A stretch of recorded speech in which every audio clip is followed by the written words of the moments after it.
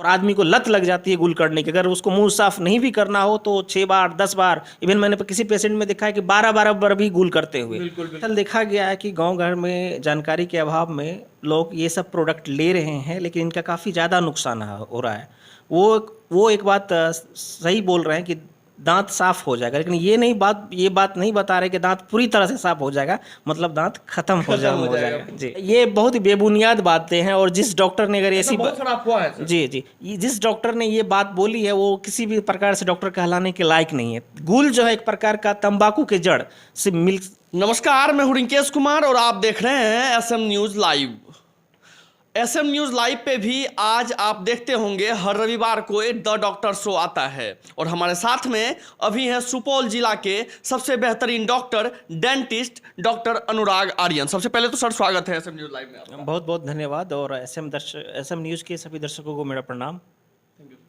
Actual बहुत सारा comment आ रहा था सर कि दांत को लेके मार्केट में टेम्पू पे गाड़ी पे ऐसा बोलता हुआ मिलता है सर दवाई की 10 रुपये में आपका 2 रुपये में ले लीजिए, आपका दांत पूरा साफ हो जाएगा। तो वो क्या है सर, 10 रुपये में हमारा पूरा दांत साफ हो जाएगा और उससे क्या नुकसान होता है और कितने फायदे होते हैं या नहीं होते हैं सर, उसके बारे में आज जानना चाहेंगे हम सर। सबसे पहले दर्शकों को मैं बताना चाहूँगा कि ये जो प्रचार प्रसार के माध्यम से जो प्रोडक्ट आपके पास बिक्री के लिए आ रहा है, क्या आपने उसका लाभ और हानि को कैलकुलेट किया है? अगर नहीं किया है तो आज के इस वीडियो में मैं आपको बताऊंगा कि क्या उससे फ़ायदे हैं और क्या उससे नुकसान है। दरअसल देखा गया है कि गांव घर में जानकारी के अभाव में लोग ये सब प्रोडक्ट ले रहे हैं, लेकिन इनका काफ़ी ज़्यादा नुकसान हो रहा है। वो एक बात सही बोल रहे हैं कि दांत साफ हो जाएगा, लेकिन ये बात नहीं बता रहे कि दांत पूरी तरह से साफ हो जाएगा, मतलब दांत खत्म हो जाएगा। जी, तो बेसिकली हो क्या रहा है कि लोग उस प्रोडक्ट को खरीद रहे हैं और उस प्रोडक्ट का यूज कर रहे हैं, और उस प्रोडक्ट से काफ़ी ज़्यादा हानि दांत पे भी हो रहा है, मसूड़े पे हो रहा है, और दांत की जो जबड़े की हड्डी है उस पे भी हो रहा है।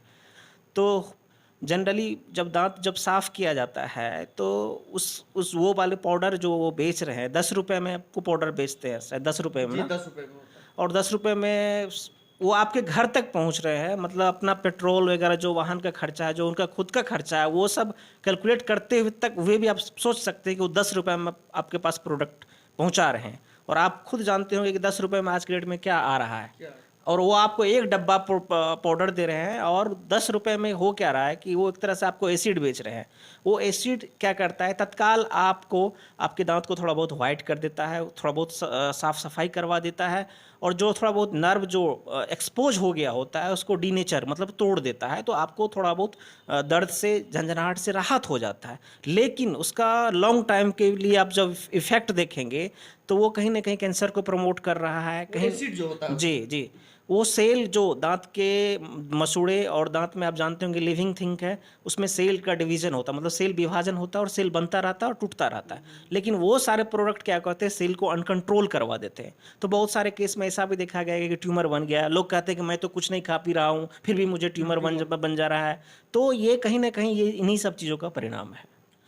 एक्चुअली में कोई भी दवाई जो मार्केट में आती है, चाहे पेस्ट हो, पाउडर हो, आपका मेडिसिन हो, तो उसको सबसे पहले ट्रायल किया जाता है, रिसर्च किया जाता है कि मानव पे उसका क्या इफेक्ट है, फिर मार्केट में गवर्नमेंट के परमिशन से उसको उतारा जाता है।